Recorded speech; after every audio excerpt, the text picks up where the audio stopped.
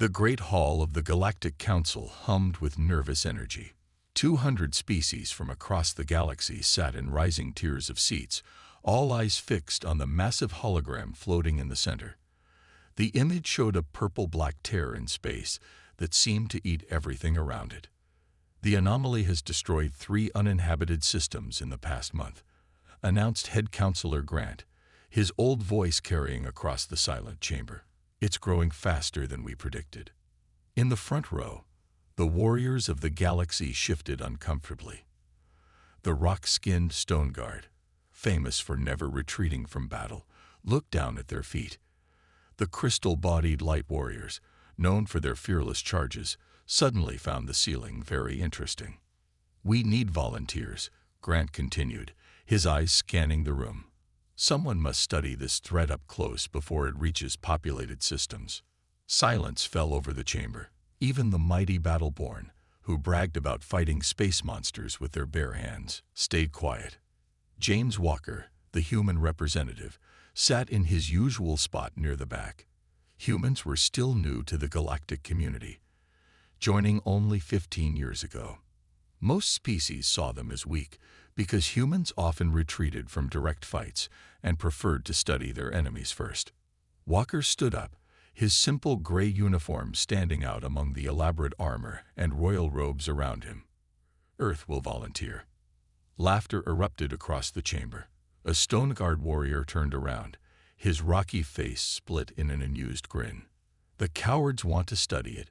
You'll probably run away at the first sign of danger." Walker smiled politely. He was used to this. Ever since humans joined the galaxy, they had been mocked for their careful approach to war. The aliens remembered how humans always pulled back when fights got too dangerous, how they preferred long-range weapons over honorable close combat. "Yes, we will run if we have to," Walker said calmly. "And then we'll come back with a better plan. That's how we survived on Earth, facing predators 10 times our size. That's how we built our civilization. We retreat, we learn, and we return stronger." Head Counselor Grant raised his hand for silence. His 6 eyes studied Walker carefully. "You understand this mission has already killed 3 scout ships. The bravest warriors we sent never returned." Walker nodded. "That's why we'll send scientists first, not warriors. We'll use our research vessel, the Prudence. It's built for observation and quick retreat." More laughter followed, but quieter this time. Some council members were starting to look thoughtful. "The mighty humans," a light warrior called out, his crystal body glowing with amusement. "Going to solve this problem by running away from it." Walker turned to face the warrior. "Sometimes the bravest thing you can do is admit you're afraid and act anyway. We humans have learned to use our fear. It keeps us alive long enough to find answers." Head Counselor Grant stood up, silencing the room. "The human offer is accepted. Do you have a crew ready?" "Captain Linda Ross and her team have already volunteered," Walker replied. "They've been studying the anomalies data since the first reports." As Walker sat down, he could hear the whispers around him. The warrior races were betting how quickly the humans would flee. But Walker remembered Earth's history, how his ancestors survived ice ages and predators and natural disasters by being cowardly enough to seek shelter, smart enough to study their threats, and brave enough to keep trying until they succeeded. The massive hologram continued to spin in the center of the hall, its purple-black maw seeming to mock everyone present. But while others saw certain death, Walker saw a puzzle waiting to be solved. After all, that's what humans did best. They took impossible problems and solved them one careful step at a time. He smiled to himself, remembering an old Earth saying, "He who runs away lives to fight another day." Soon, the galaxy would learn that sometimes the biggest courage wasn't in standing your ground, but in knowing when to step back and try a different way. The research vessel Prudence hung in space, its white hull gleaming against the stars. Unlike the sharp, aggressive warships of other species, it looked like a floating laboratory, which was exactly what it was. Captain Linda Ross stood on the bridge, watching her crew prepare their instruments. The bridge didn't have the usual weapon stations found on most ships. Instead, it was filled with screens showing readings and data. Distance to anomaly: 50,000 kilometers, reported First Officer Mark Stone. He was known for being extra careful, which was why Ross had chosen him. All sensors are working perfectly. The purple-black tear in space filled their main screen. Ross could feel her heart beating faster as she looked at it. Being afraid was normal, she reminded herself. Fear was just her brain telling her to be careful. Send out the probe drones, she ordered. Unlike other species who would have charged straight in, they would study this monster from a safe distance first. Through the side windows, Ross could see the observation ships from other species. They had come to watch the cowardly humans at work. Some were even taking bets on how soon the Prudence would turn and run. Drones are sending back data, announced Dr. Thomas Reed, the chief scientist. His eyes lit up as numbers filled his screen. Captain, you need to see this. The anomaly. It's reacting to our observations. Ross moved to his station, followed by Stone. The readings showed strange patterns. Every time their instruments focused on one part of the anomaly, that area would change. It's like... Reed paused, thinking.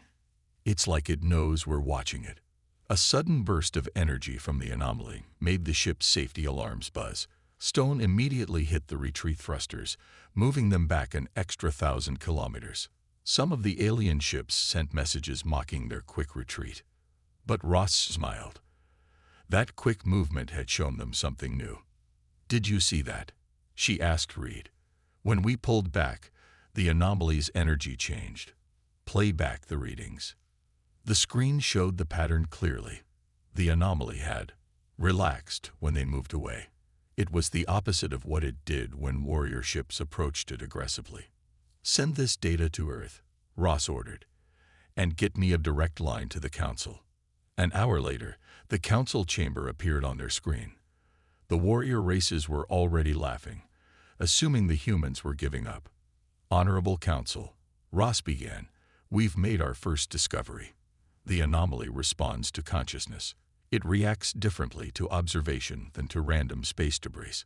And most importantly, it changes its behavior based on how we approach it. She showed them the readings. The warrior races fell silent as they saw the clear patterns in the data. We believe, Ross continued, that this anomaly might be an ancient experiment in quantum mechanics, something that responds to the observer effect on a massive scale. Head Counselor Grant leaned forward. What does this mean in simple terms? It means, Ross explained, that charging in with weapons and aggressive intent might be exactly what makes it so deadly. We need to try something different. The Light Warrior's representative spoke up. Different how? We're going to slowly decrease our distance, Ross said.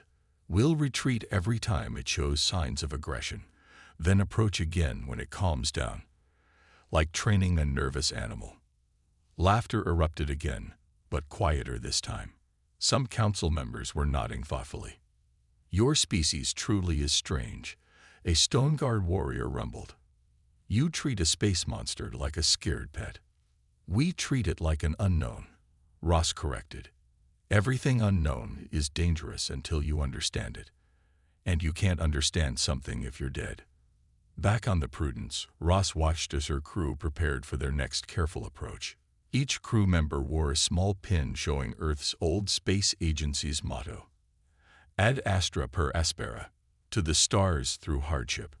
They would reach those stars, Ross thought, not by charging blindly ahead, but by moving forward carefully, one step at a time, ready to jump back when needed.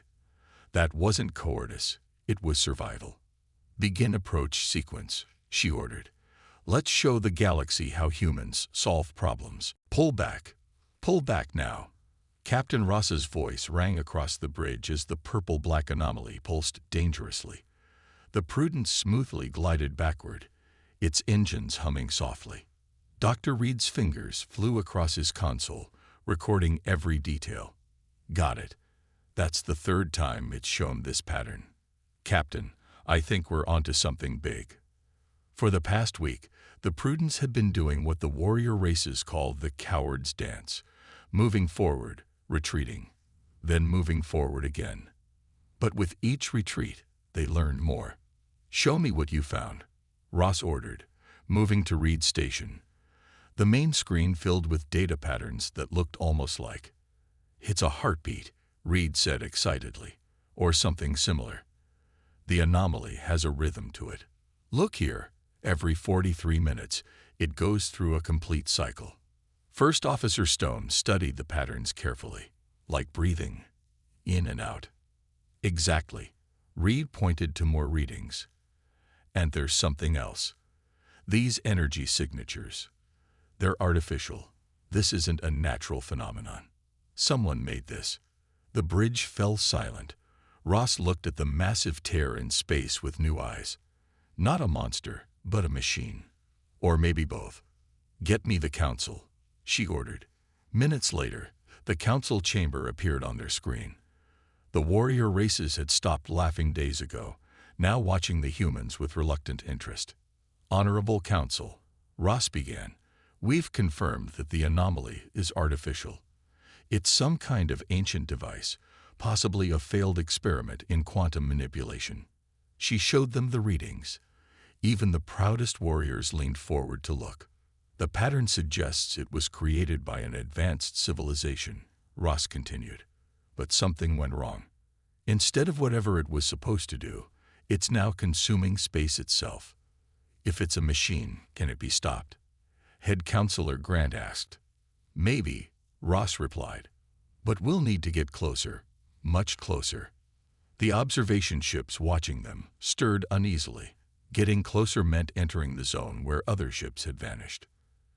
"Captain Ross," a Stone Guard warrior spoke up, "your caution has brought you this far. But now you talk about moving closer. Have you found your courage at last?" Ross smiled. "We never lacked courage, friend. We just prefer to use it wisely." "Dr. Reed, show them the plan." Reed displayed a complex diagram. "We've mapped safe zones based on the anomaly's rhythm. If we time it right, we can move in during its exhale phase, when it's least reactive." "And if your timing is wrong?" the light warrior asked. "Then we'll do what humans do best," Stone answered. "We'll run away and try again with better information." Some of the council members chuckled, but there was respect in their laughter now. Back on the Prudence, Ross gathered her crew for a briefing. "This will be dangerous," she told them honestly. "We'll be closer than anyone's ever gotten to this thing. If anyone wants to leave, now's the time." Nobody moved. These weren't fearless warriors who ignored danger. These were brave scientists who faced their fear and moved forward anyway. "Begin approach sequence," Ross ordered, returning to the bridge. "Mark, time our movements exactly with those energy cycles." The Prudence crept forward, matching its movements to the anomaly's rhythm. Forward during the exhale, hold position during the inhale. The crew held their breath with each advance. Through the windows, Ross could see the alien ships watching them. They had stopped sending mocking messages days ago. Now they were taking notes. "Next safe zone in 3 minutes," Stone reported calmly, though his hands gripped his console tightly. Ross watched the purple-black mass swirl before them. They were about to go deeper into danger than any ship had survived. But they would do it the human way. Carefully, intelligently, ready to retreat at any second. "You know," Reed said quietly, working at his station, "I think I finally understand why Earth's scientists made more discoveries than Earth's warriors. Sometimes the biggest breakthroughs come from being willing to back away and try again." Ross nodded. In a few minutes, they would prove to the galaxy that courage wasn't about blindly charging ahead. True courage was facing your fear with open eyes and a working brain. "Prepare for final approach," she ordered. "Let's solve this puzzle." The emergency alarms on the Prudence screamed to life. Red lights flashed across every screen as Dr. Reed shouted over the noise. "Captain, the anomaly's pattern is changing." Captain Ross gripped her chair as the ship's sensors showed impossible numbers. The purple-black tear in space was growing faster, its edges pulsing with new energy. "Full retreat," she ordered. "Get us back to safe distance." But as the Prudence pulled back, Reed's face went pale. It's not following the rhythm anymore. The 43-minute cycle, it's gone completely random. Through the main viewport, Ross watched in horror as the anomaly expanded in sudden bursts. It was now 3 times larger than when they first started studying it. Emergency transmission from the Council. First Officer Stone reported, his usually calm voice shaking slightly.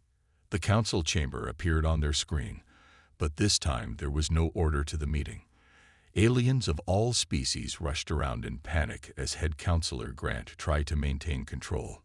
"The anomaly's new trajectory has been calculated," Grant announced grimly. "It will reach the Centauri colony in less than 6 hours. 8 million people live there." The warrior races were already mobilizing their fleets, not to fight, but to evacuate. Everyone had seen what the anomaly did to ships that got too close. "Wait," Dr. Reed called out, his fingers dancing across his console. "Captain, look at these readings. The pattern isn't really gone. It's multiplied." Ross moved to his station, studying the complex data. "Explain it simply, Doctor." "It's like an engine that's spinning out of control," Reed said. "The more it spins, the more energy it produces, and the more energy it produces, the faster it spins. But there's a point in each cycle where it's vulnerable." "How close would we need to get?" Ross asked quietly. Reed swallowed hard. "Inside the death zone, right up to the edge of the tear itself, and we'd only have about 20 seconds to act." The bridge fell silent. Even with perfect timing, they'd be closer than any ship had ever gotten and survived. "The evacuation ships won't reach Centauri colony in time," Stone reported. "Even at maximum speed, they'll only save about half the population."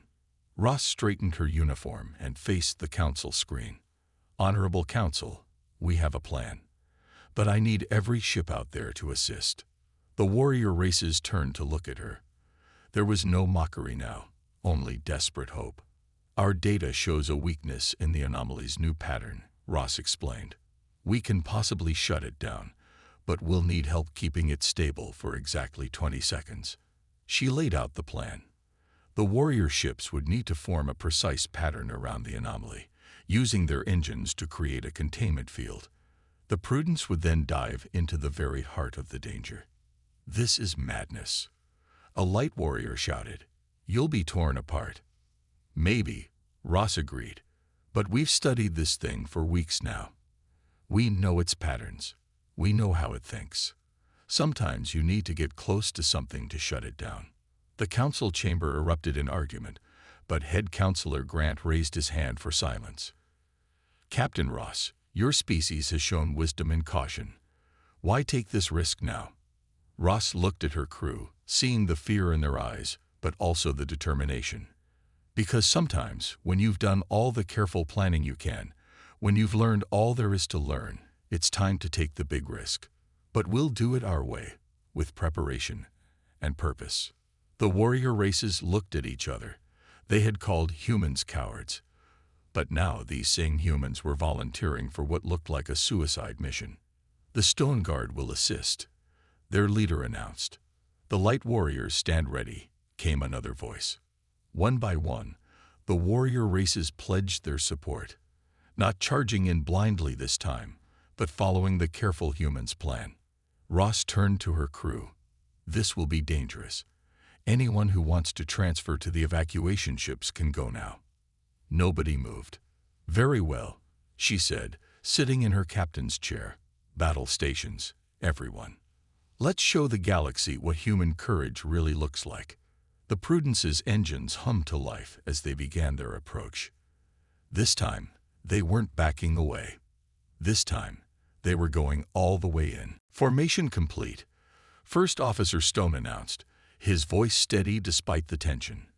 Around the Prudence, 30 alien warships held position in a perfect circle, their engines glowing at exactly the same power level. Captain Ross watched the purple-black anomaly churning in the center of their formation. They were closer than ever before, close enough to see the strange patterns swirling within it. "All ships report ready," Stone said. "The containment field is stable." Dr. Reed's fingers flew across his console, monitoring the endless stream of data. "The anomaly's response is just as we predicted. The warrior ship's energy field is forcing it back into its regular rhythm." Ross took a deep breath. This was the moment that would prove whether humans' careful approach had been right all along. "Begin final approach sequence," she ordered. "Remember your training. We do this step by step, just like we practiced." The Prudence moved forward slowly, its hull gleaming as it entered the zone where no ship had survived before. Around them, the warrior races watched in amazement as the cowardly humans deliberately sailed into certain death. "First energy spike in 3 seconds," Reed warned. "Everyone ready." The ship shuddered as the anomaly's energy washed over them. But they had studied this, prepared for it. Special shields, designed based on weeks of careful observation, held steady. "Hull temperature rising," Stone reported, "but staying within tolerance. We can handle this." Through the view screen, Ross could see the anomaly's heart. Their research had shown them what to look for: a dense core of twisted spacetime, the failed experiment of some ancient race. "Second energy spike coming," Reed called out. "This is the big one." The Prudence shook violently. Warning lights flashed across every console as the ship's systems struggled against forces they were never meant to handle. "Port shield failing," Stone shouted, diverting power from non-essential systems. Ross gripped her chair tightly. This was where other ships had turned back or been destroyed. But humans had learned long ago that survival sometimes meant pushing through fear to reach a goal. "Keep going," she ordered. "We've studied this. We know exactly what's coming next." The warrior ships watching them had fallen silent, their usual mockery forgotten as they witnessed something they'd never understood before: courage that didn't ignore fear, but used it. "Core is in range," Reed reported, his voice shaking but professional. "Ready to launch the quantum disruptor." This was the device they'd created after weeks of studying the anomaly, a tool designed to match its rhythm perfectly and then break it. "Structural integrity of 40%, Stone warned. "We can't take much more of this." Ross watched the readings carefully. Everything they'd learned told them timing was crucial. Too early or too late, and they'd join the other ships that had vanished into the anomaly. 8 seconds until optimal position. Reed counted down. 7, 6. The ship groaned around them as metal stressed beyond its limits. But they'd planned for this, reinforced the crucial sections, accepted that others might fail. 5, 4. A sudden burst of energy from the anomaly slammed into them. The lights flickered, and for a moment all screens went dark. 3. Emergency power kicked in, another backup they'd planned for. Humans always planned for things to go wrong. 2. Port hull breach. Stone shouted. "Emergency containment holding." 1. Ross's finger hovered over the launch control. All their study, all their careful preparation, came down to this moment. Now, the quantum disruptor shot from the Prudence's bow, a tiny device carrying humanity's hopes. It disappeared into the heart of the anomaly as the ship's engines fired in reverse, beginning their carefully planned escape. "Device is functioning," Reed exclaimed, watching his readings. "Energy patterns are starting to destabilize." The anomaly's purple-black surface began to ripple strangely. Their weeks of study had taught them what this meant. The ancient experiment was finally being shut down. "Full retreat," Ross ordered. "Emergency speed." As the Prudence pulled back, Ross allowed herself a small smile. They'd done it the human way, with planning, with caution, and yes, with fear. But they'd done it. Around them, the warrior ships watched in stunned silence as the cowards accomplished what their bravery could not. The Prudence limped back to safety, its hull scared and smoking. Warning lights still flashed throughout the ship, but the crew's attention was fixed on their main screen, watching the anomaly's death throes. Energy levels dropping fast. Dr. Reed reported, his voice hoarse but triumphant. The quantum disruptor is working exactly as designed. Through the damaged viewport, they could see the massive purple-black tear beginning to shrink. Its swirling patterns, once chaotic and threatening, were becoming slower and more regular. "Status report," Captain Ross ordered, wiping blood from a small cut on her forehead. First Officer Stone checked his console, which was flickering but still working. "We've lost the port hull section completely. Life support is at 60%. Engine power at 45%. But we're alive." "More than alive," Reed added excitedly. "Captain, look at this data. We're recording the first ever controlled shutdown of a quantum space anomaly." The warrior ships maintained their containment formation, but now their crews were sending messages of amazement and respect. The same humans they had mocked for being cautious had just accomplished the impossible. "Incoming transmission from the Council," Stone announced. The screen lit up showing the Council chamber. This time, there was no chaos, no panic. Every species sat in respectful silence as Head Counselor Grant spoke. "Captain Ross, your crew has done the impossible," he said. "The anomaly is collapsing. Centauri colony is safe. How did you know your plan would work?" Ross smiled tiredly. "We didn't know for certain, but we studied everything we could. We planned for every possibility we could think of. And when we had to take the final risk, we took it with full understanding of what we faced." A Stone Guard warrior stood up. "But you were afraid. We all saw your ship retreating so many times during your studies." "Of course we were afraid," Ross replied. "Fear is what keeps you alive long enough to solve the problem. Our ancestors didn't survive by being fearless. They survived by being smart enough to be scared and brave enough to continue anyway." The Light Warrior's representative spoke next. "Your ship is badly damaged. Many would say you were lucky to survive." Reed laughed from his station. "Luck. We reinforced the starboard hull because our data showed the anomaly's energy pulses were stronger on that side. We installed backup power systems because we calculated a 70% chance of main power failure. That's not luck, that's preparation." The Council chamber erupted in discussion. Species that had always prided themselves on fearless charging into battle were suddenly seeing a different kind of courage. "Look," Stone called out, pointing to the main screen. The anomaly was now barely a quarter of its original size. As they watched, its purple-black surface began to fade, turning transparent around the edges. "Final energy readings coming in," Reed reported.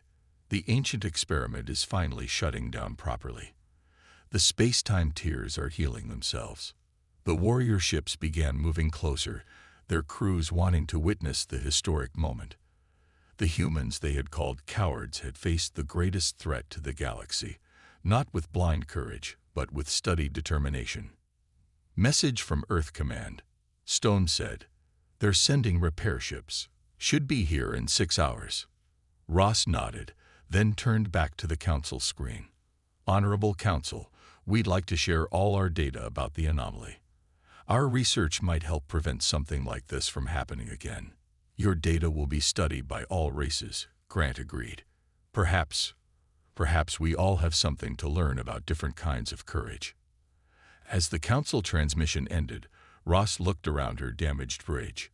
Her crew was tired, her ship was broken, but they had succeeded. They had done it the human way, with careful study, with healthy fear, and with the determination to keep trying until they found a solution. "Captain," Reed called out softly, "the anomaly. It's gone." The viewport showed empty, normal space where the purple-black tear had been. Around them, the warrior ships began flashing their running lights in celebration. "Send a message to all ships," Ross ordered. Tell them this is how humans fight. Not with blind courage, but with open eyes and ready minds." The message went out, and for the first time in galactic history, no one laughed at human caution. 1 month after the anomaly crisis, the Galactic Council gathered for a special session. The Great Hall looked different now. The warrior race's traditional battle flags were joined by new banners showing scientific achievements. The Prudence sat in a repair dock nearby, its damaged hull slowly being rebuilt. But today, its crew stood before the council, their simple uniforms standing out among the elaborate costumes around them. "We are here today," Head Counselor Grant announced, "to recognize not just victory, but wisdom.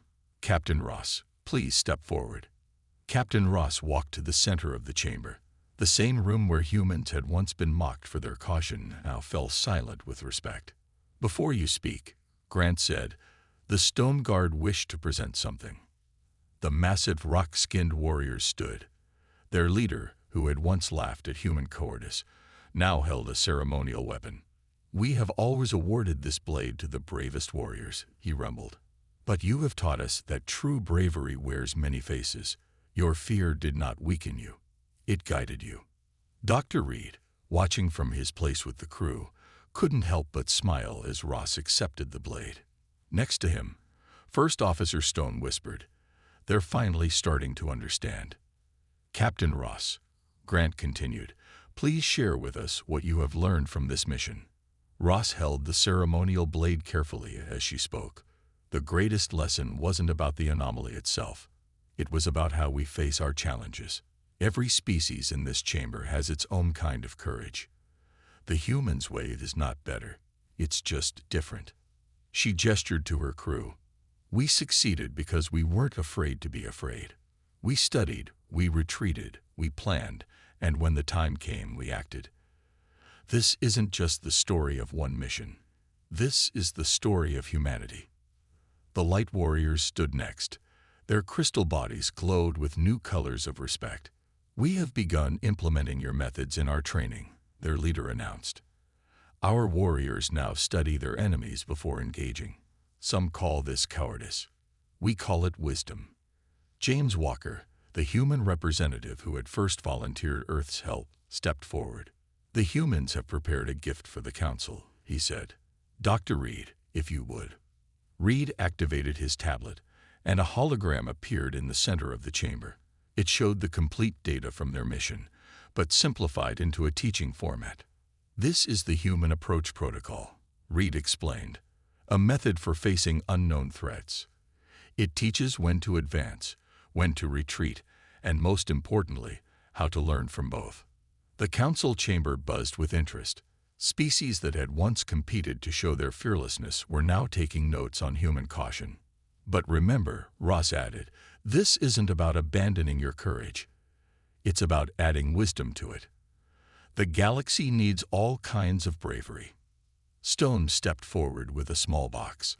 Inside were simple pins, similar to the ones the Prudence's crew wore, but with a new design combining symbols of courage from various species. "These are for the next generation of explorers," he explained, "to remind them that victory doesn't always go to the strongest or the bravest, but to those who learn, adapt, and persevere." As the pins were distributed, Ross looked around the chamber. The divisions between warrior and non-warrior races were beginning to blur. She saw a young Stone Guard talking excitedly with a human scientist about research methods. "The galaxy is changing," Grant observed. "Perhaps we needed this reminder that there are many paths to greatness." Walker smiled. "Humans have a saying, 'Discretion is the better part of valor.' It means that wisdom and courage work best together." As the ceremony continued, Ross thought about her damaged but healing ship. The Prudence would fly again, carrying its lesson to the stars, that sometimes the greatest courage is shown not in fearless charging ahead, but in careful step-by-step progress. "The humans have taught us well," Grant concluded. "From this day forward, no species shall be judged by how they face their fears, but by how they overcome them." Outside the council chamber, the stars shone steadily. Somewhere out there, new challenges waited. But now the galaxy faced them with new wisdom, understanding that true courage came in many forms. And the species once mocked as cowards had shown them all how to be brave in their own way.